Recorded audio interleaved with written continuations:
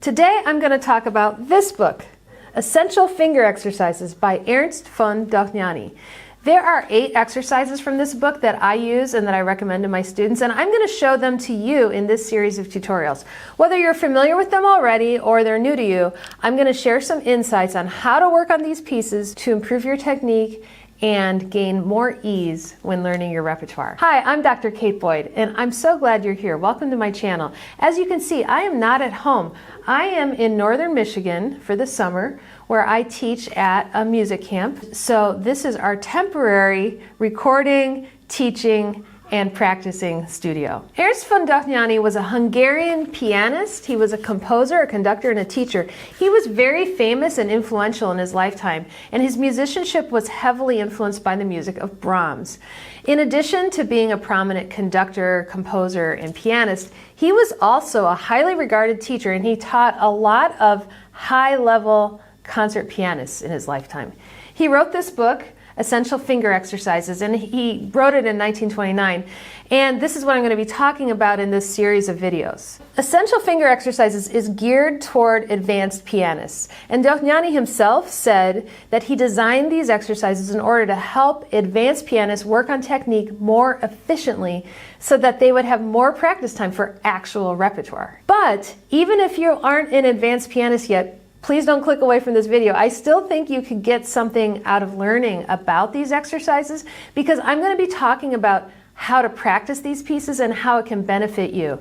You can either simplify the exercises I mentioned here if they're too hard for you at this stage, or you can find something similar in maybe a less advanced book that will address some of the same ideas. I actually really like this book. I have found some of these exercises to be extremely useful, which is the reason I decided to share with you the exercises that I've been practicing for many years. But first, let's talk about this term, finger exercises. I don't want you to get the impression that you're going to be exercising or strengthening your fingers.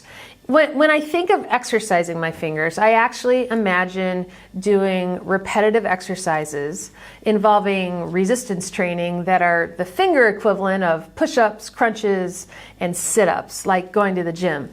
And when I think about strengthening my fingers, I think of doing something that is going to actually make my fingers' muscles stronger and bigger. But if you're interpreting this idea, finger exercises like that, thinking in terms of strength, thinking in terms of bulking up the muscles, stop right now. That's not what we want to be doing at the piano. Here's why. First, we primarily use tendons, not muscles, to move our fingers, and you can't strengthen tendons. In fact, putting strain on tendons causes brittleness rather than increased strength. Second, many pianists, especially in the 19th century, did believe that you could make the fingers stronger through exercises similar to the exercises we use to build muscles in other areas of our body. But we know much more about the body now in the 21st century than they did in the 19th century. In fact, there was a real epidemic during the 19th century of pianists hurting themselves using machines that were sold commercially to aspiring pianists that were designed to build strength in the fingers at the piano. Back then, they had devices like the digitorum, the acadactyl, the dactylian, and the chirogymnast. In fact, it was with a machine like this that the composer and pianist Robert Schumann injured his 4th finger so badly that he could no longer play the piano in concerts, and he had to turn to composition full time. And the third and most important reason that we don't strengthen the fingers is because the finger is a part of a larger mechanism. You have the fingers attached to the hand, and then the wrist, which actually consists of 8 bones and operates more as a hinge. And then we have the forearm, and then another hinge at the elbow, and then all the way up to the shoulder where the arm is attached to the body, and actually the shoulder is attached here in the front. One of my core principles of technique is don't isolate your fingers. When you think about the playing mechanism as originating at the shoulder, then isolating and exercising the fingers on their own seems pretty arbitrary and pointless. Sure, the finger is the place where you come into contact with the keys, but they're working in combination with all of the other elements in the arm. So then, What's the purpose of finger exercises if not to isolate and strengthen the fingers?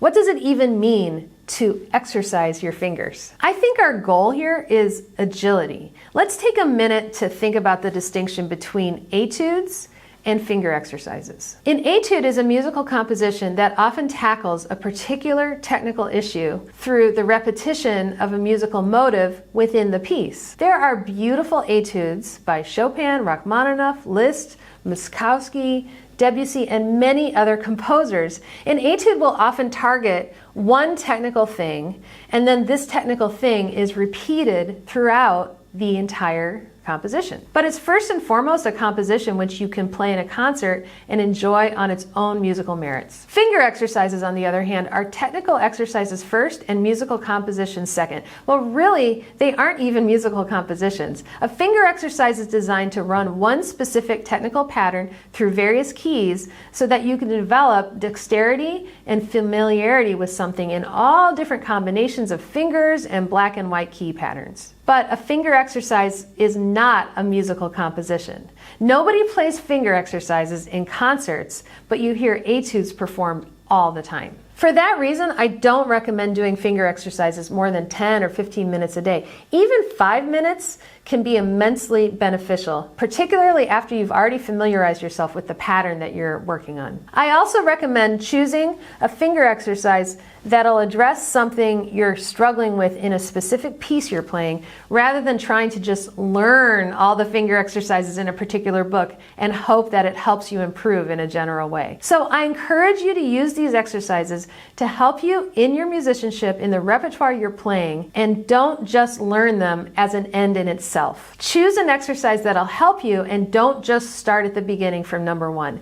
And so for a book like this, there are only some exercises I like or would ever practice. The other ones I just leave. Different pianists and different teachers are going to pull different things out of books of technical exercises. When working on finger exercises, it's always important to keep the end in mind, which is that you are doing it in the service of being musical. Even Dohnányi, at the very beginning of his introduction to this book, says the following: in music schools, piano tuition suffers mostly from far too much exercise material given for the purely technical development of the pupils, the many hours of daily practice spent on these not being in proportion to the results obtained. Musicality is hereby badly neglected and consequently shows many weak points. The reason, he says, that he published this book is because he felt that technical exercises are important, but they should not crowd out the practice of actual repertoire. He felt that spending too much time practicing etudes or repertoire pieces crafted around a technical idea was detracting from the time a student would be able to spend learning more substantial pieces. And so Dohnányi designed these exercises to be as efficient as possible and to address specific technical issues in a very targeted way, because he doesn't want students to waste too much time just practicing them. All the exercises in this book are repetitive and move simply and predictably through all the keys. It's for this reason that I strongly suggest memorizing each one you learn, because it'll enable you to turn your full attention to your technique and to listen actively to yourself. I got the idea for this series of videos because there are several Dohnányi exercises I prescribe to my students to combat certain technical issues or to improve their limitations. I actually have a file folder in my teaching studio with some of these exercises already copied and paper clipped together, so I can just grab the appropriate one and give it to a student if there's something that comes up in a piece they're working on that they need to spend extra attention on. Unlike many exercise books, this one is not organized in order of difficulty.